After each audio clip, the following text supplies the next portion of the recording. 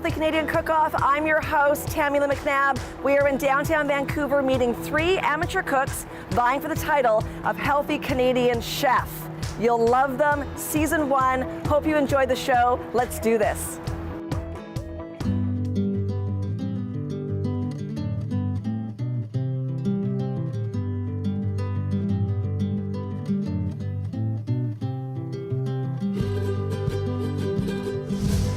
I'm with one of our contestants, Cecile, who is a fashion designer, and she is truly Canadian, but you didn't start off in Canada. No. Where are you from originally? I'm from Lima, Peru, where part of my family still lives.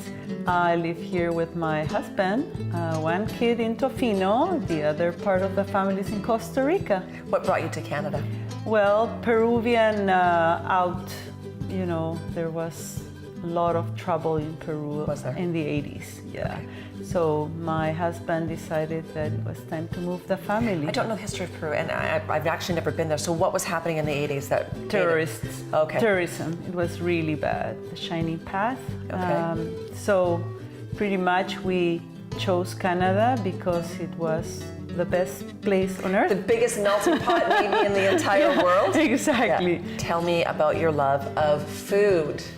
Well, being from Peru, where we have beautiful fish and tropical fruit and vegetables, made it at the beginning very difficult to cook in Canada. But with so many different cultures coming, we have in Canada such an array of spices and fruits and vegetables.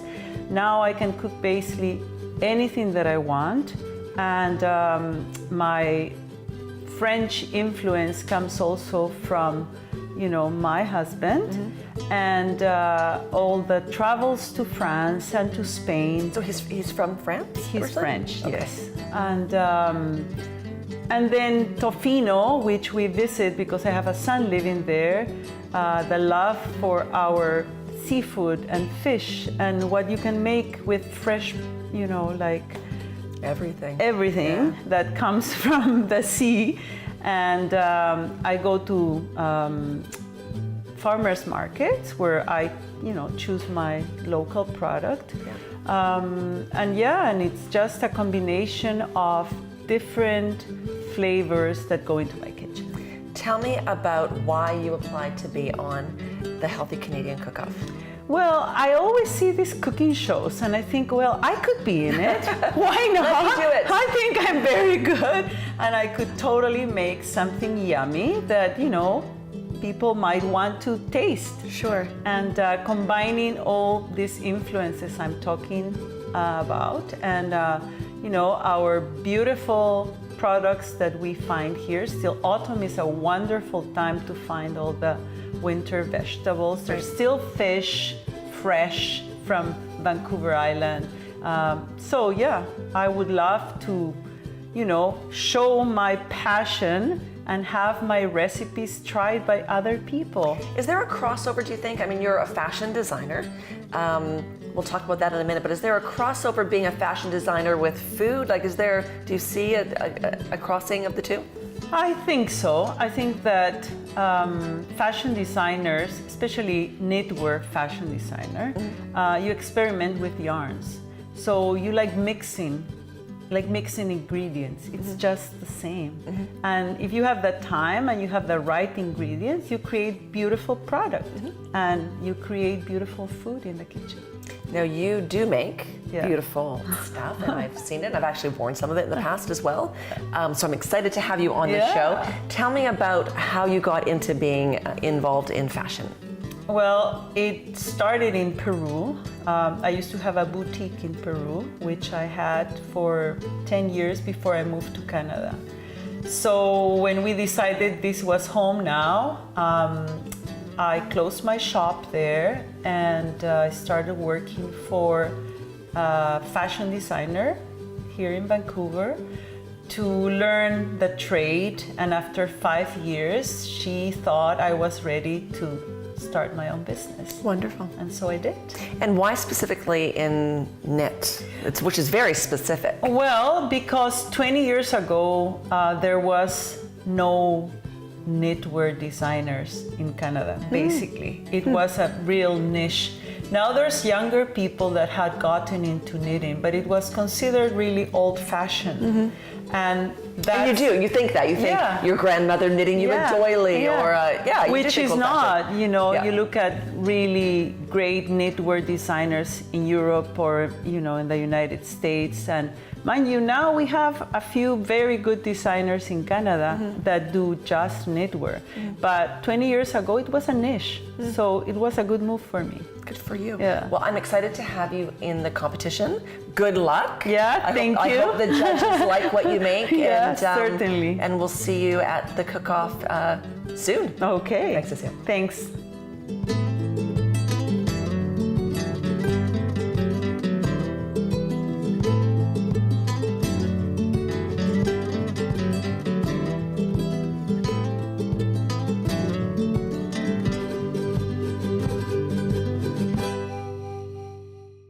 Like the explorers of the spice trade before us, we too have traveled the globe to find the world's best herbs and spices, so that you can be sure that what they use in their kitchen is what you use in yours. Deliciously spicier, only the best. Fresh, high-quality, pungent spices means you will use less on all of your favorite dishes. What better way to add antioxidants and extra nutritional benefits to every meal?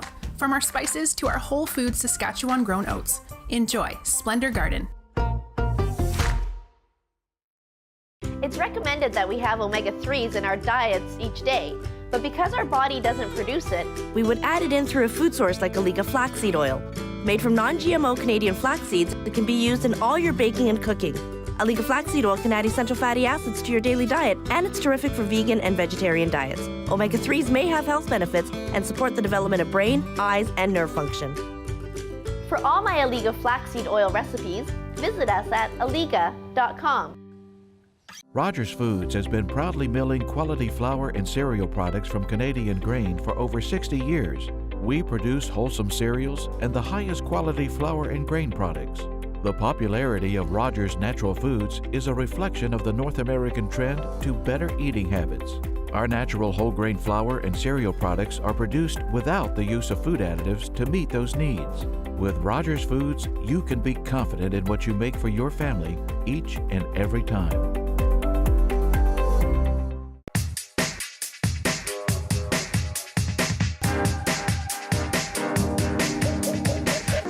First of all, I love this piece. Not only the color, it stands out, it's a great pop of color. It's not only comfy, but it's soft, it's wearable. What's different about them that I love more than other local companies or brands for workout gear is that you don't really feel like you're working out and sweating a ton because of the amazing technology behind the great workout gear.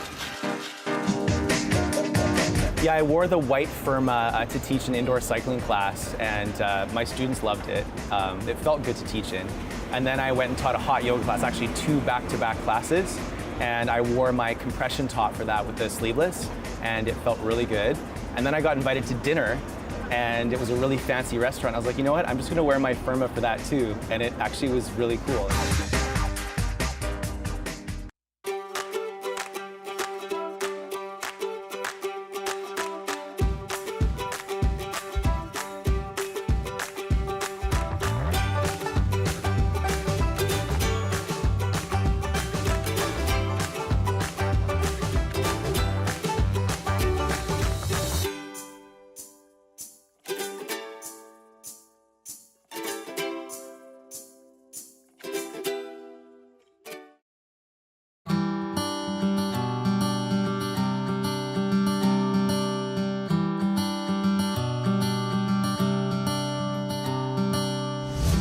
So I am out in the country in Pitt Meadows, British Columbia with Ralph Ogilvie, who is a contestant on our cooking show. Welcome to the show. Thank you.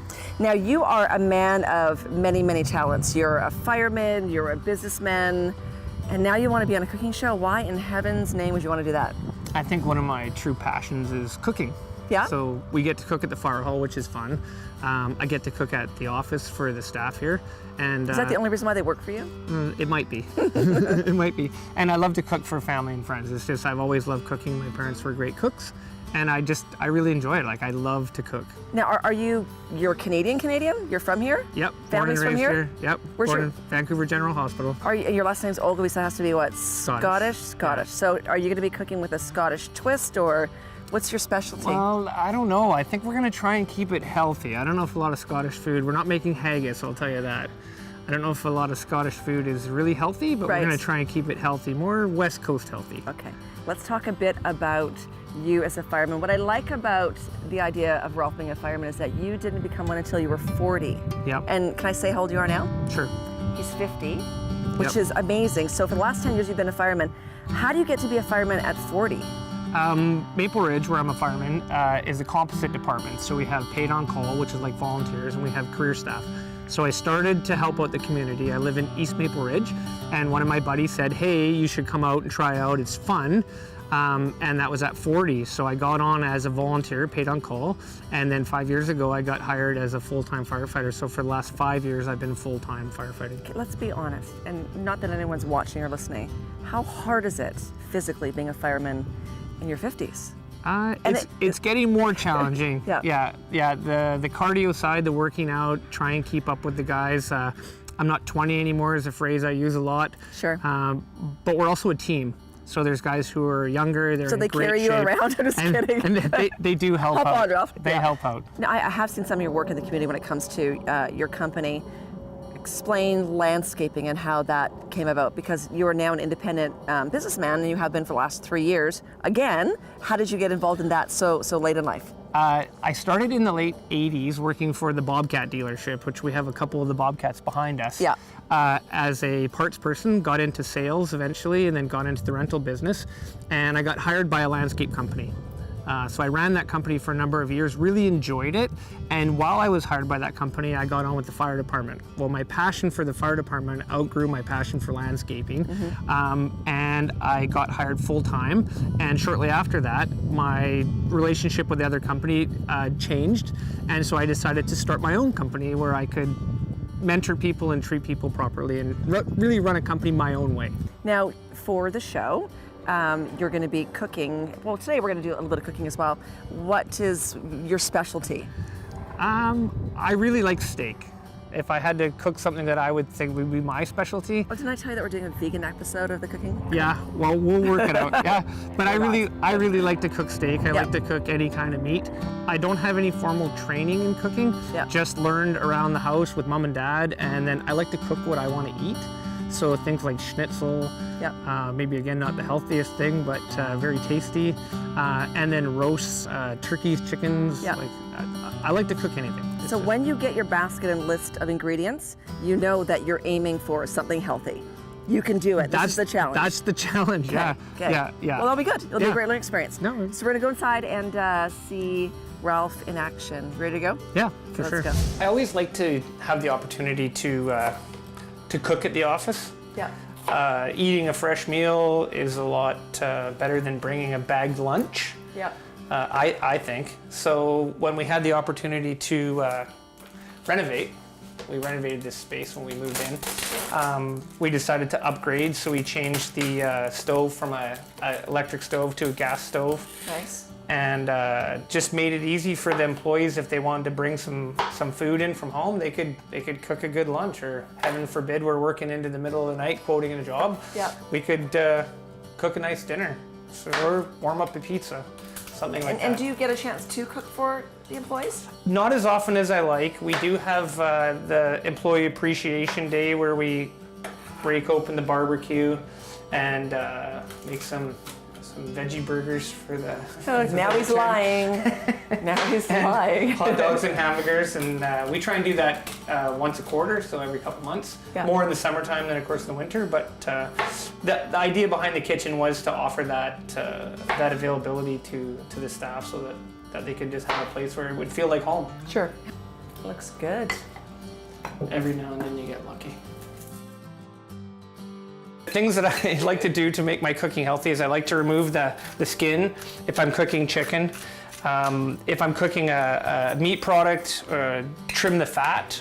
Try and use as much of the protein as possible without all of the fat.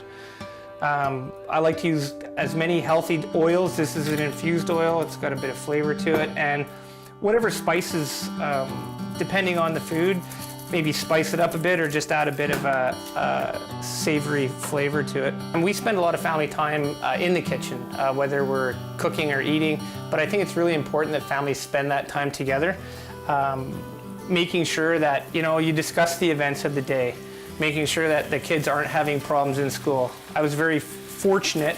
All of my kids did very well. They were very smart. They did very well academically.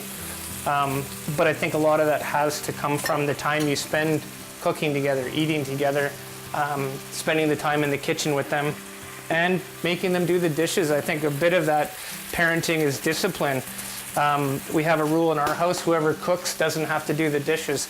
So it's kind of a volunteer thing. Nobody really likes doing the dishes, so everybody wanted to get on the hey, I'll help cook, which made my job easy. My wife will cook, but it's not one of her passions, it's my passion. So it made it really easy for us to say to the kids, hey, if you guys help make the meal, then you don't have to do the dishes. And they're all like, what do you need help with? I'll cut up the vegetables or I'll cook the meat or whatever. And so it made it really easy.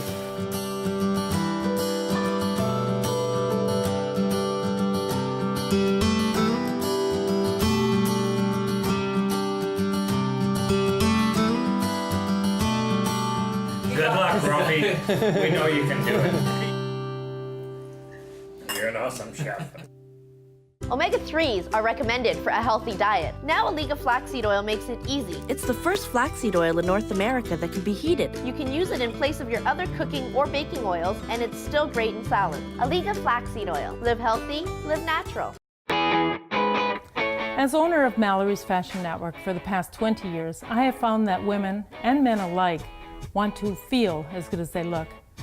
I'm so pleased that I have been able to develop a line of clothing called Firma Energy Wear, a smart technology fabric that absorbs the body heat and re-emits it back to the body as far-infrared energy. It increases microcirculation, it reduces joint pain, it increases thermal regulation of the body temperature, it smooths the skin, it reduces the appearance cellulite, and it's amazing for travel. I'm so glad that I can offer this line of clothing to my customers so that they can feel as good as they look. So you've heard the old saying, an apple a day may keep the doctor away, right? Well, there is truth in the benefits of consuming a very special BC Ambrosia apple each day.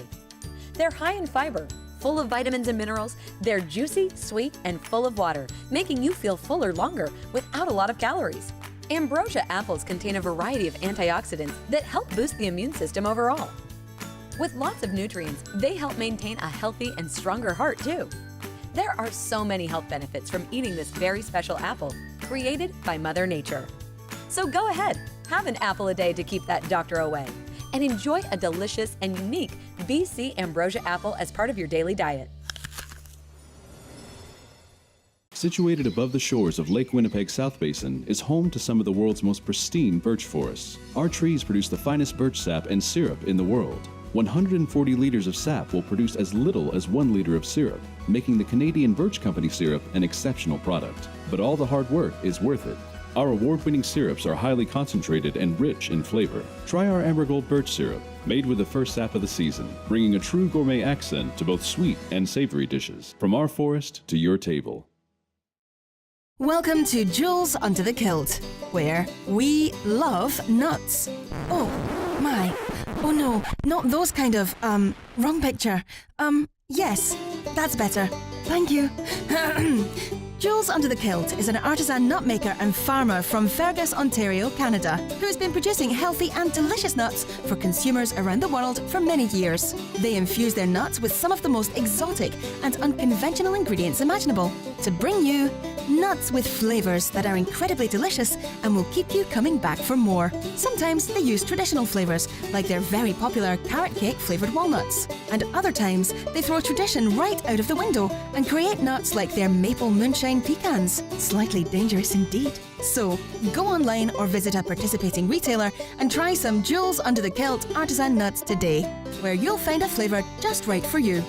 They're a Canadian family-run business full of, well, nuts.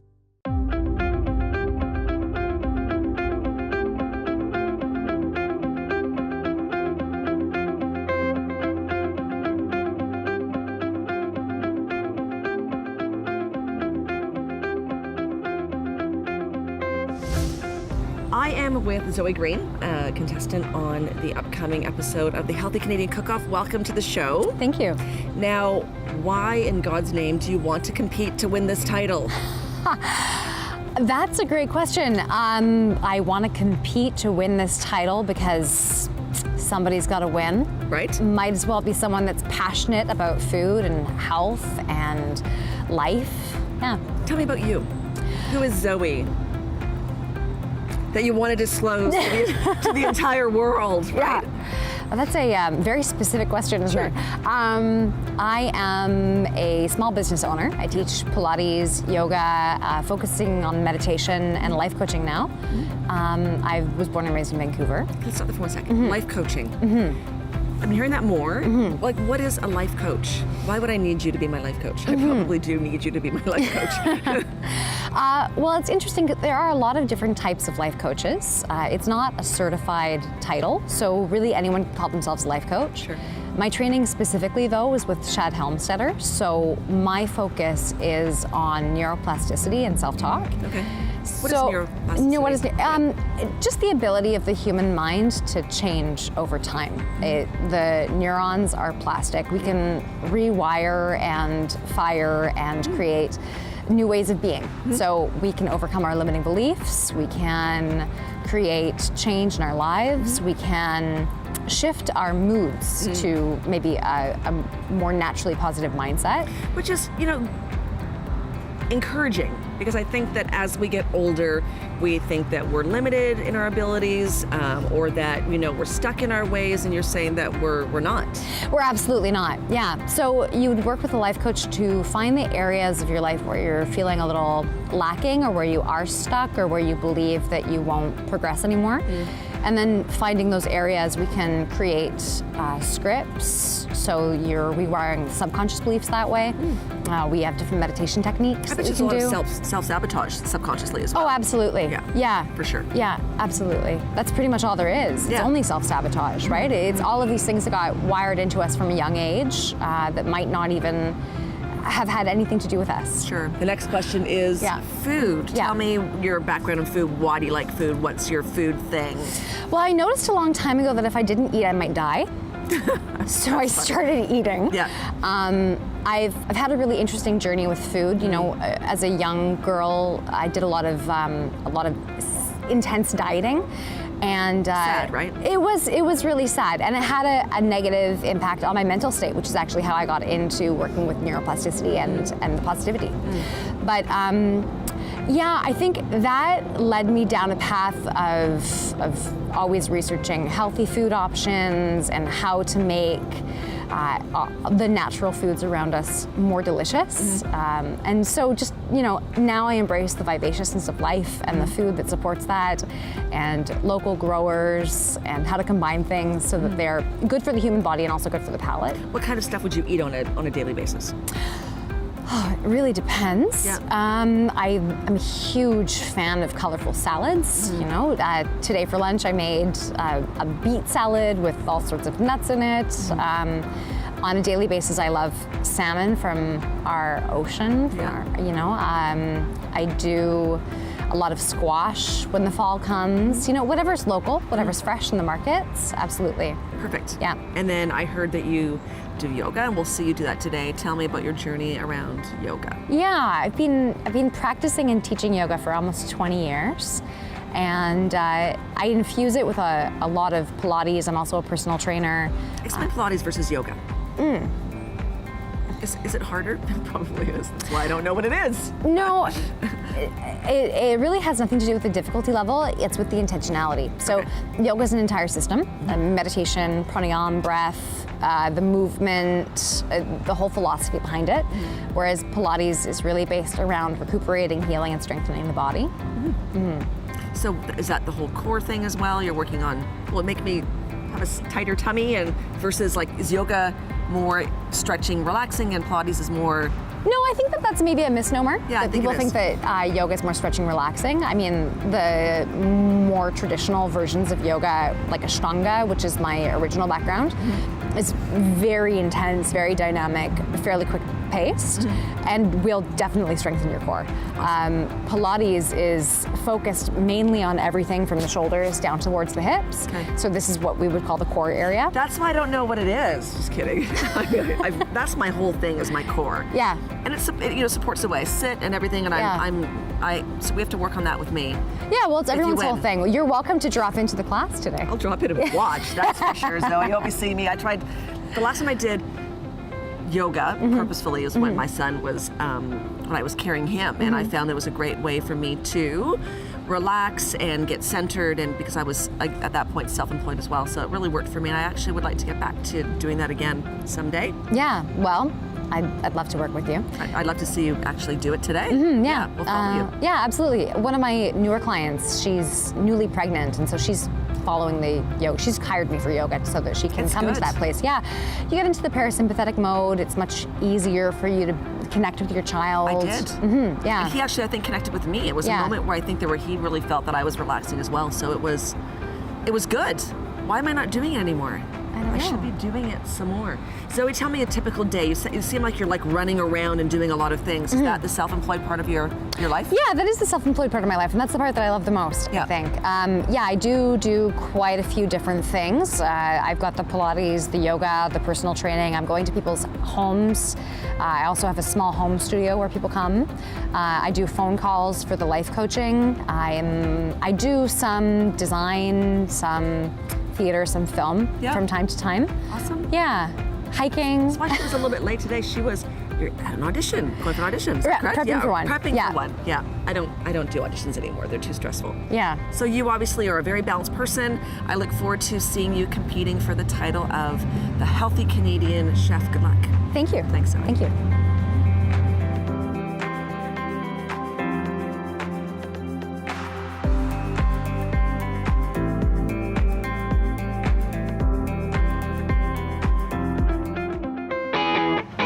That's a wrap for this episode of the Healthy Canadian Cook-Off. I hope you enjoyed meeting the contestants. If you want to learn more about them, go to our website. Lots of information there. Social media is a great way to learn more about them and us.